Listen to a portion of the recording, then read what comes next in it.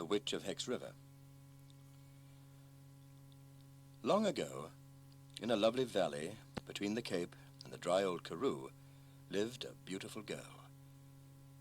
Her name was Eliza, and everyone called her Lovely Eliza, for she was, without doubt, the prettiest girl for miles around. Which is why all the young men of those parts came along to Buffelskraal, her father's farm, to pay their respects. Now, Eliza had one fault. It was a bad fault, one that made her parents sad and drove the young men to despair. Eliza was proud.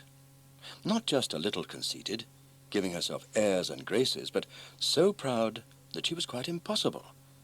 She would look down her pretty nose at any young man who came to court her and say, with a little sigh, "Dear me, and what have you got to show for yourself?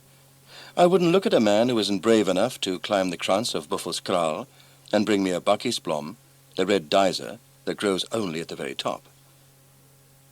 And the young men would look up at the towering krans with its sheer cliffs, and their hearts would turn cold. It would be death to try and scale the krans. Not even Eliza Meiring was worth that.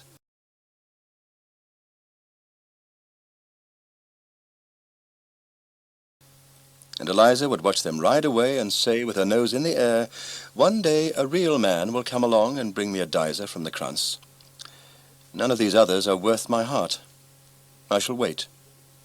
And wait she did, till her parents begged her to forget her pride and marry a nice young fellow from nearby.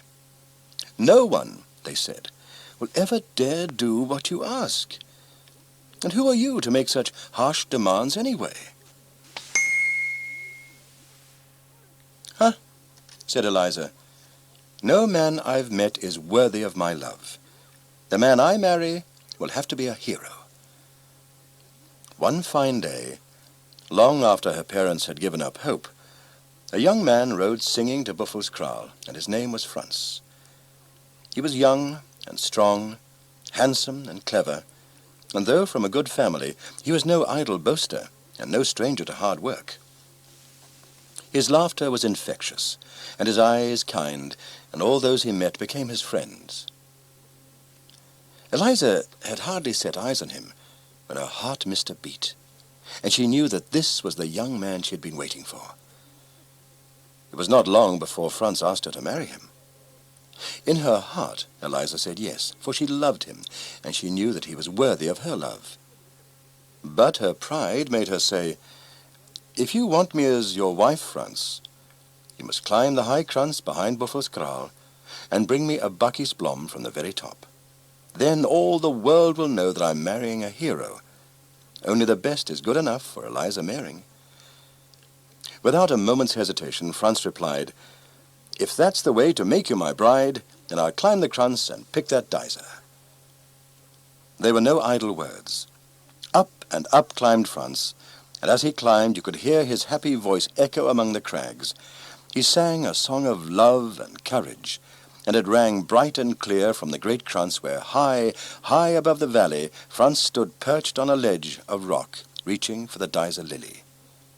Far below, Eliza stood and heard him sing, and knew in her heart that Frans indeed loved her more than she deserved.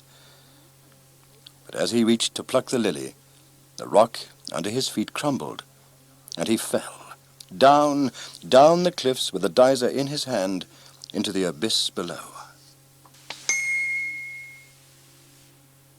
When she understood that she had sent Frans to his death, Eliza went mad with grief and remorse. In the end, her parents had to lock her away in an upstairs room for fear that she would do herself harm. Here, in the dark room, lived lovely Eliza Meiring, alone and mad, and here she carved her initials E.M. in the teak windowsill. Later, she added the year 1768. And then one night, as a full moon sent a white beam through her window, she broke out of the room and ran away into the darkness.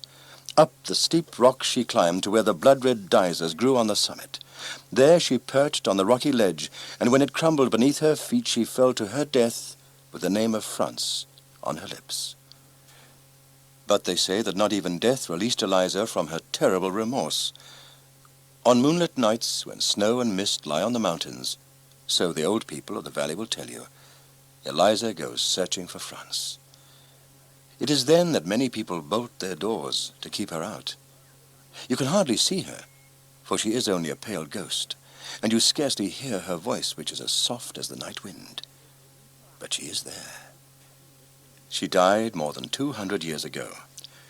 Today they remember her as a witch or hex, for her pride cost her life, and the life of the man she loved.